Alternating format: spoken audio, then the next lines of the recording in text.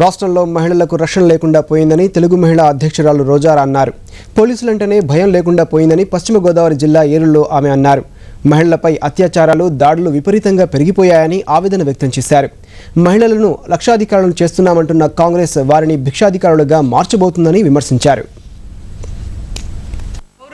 గర్వంగా మహిళా దినోత్సవం చేసుకునే పరిస్థితులు లేవు. ముఖ్యంగా మహిళలకు ఈరోజు ఎక్కడా కూడా రక్షణ లేదు. ఇంట్లో రక్షణ లేదు, రోడ్డు మీద రక్షణ లేదు, కాలేజీలో రక్షణ లేదు, హాస్టల్లో ఉండే పడుకున్న అమ్మాయికి కూడా రక్షణ లేదు. ఈరోజు లా అండ్ ఆర్డర్ చూస్తే ఘోరంగా విఫలమవటం వల్ల ప్రతి ఒక్కరు కూడా మహిళల మీద దాడులు పెంచుకుంటూ పోతున్నారే తప్ప నేరస్తుల్లో భయం అనేది లేకుండా పోయింది.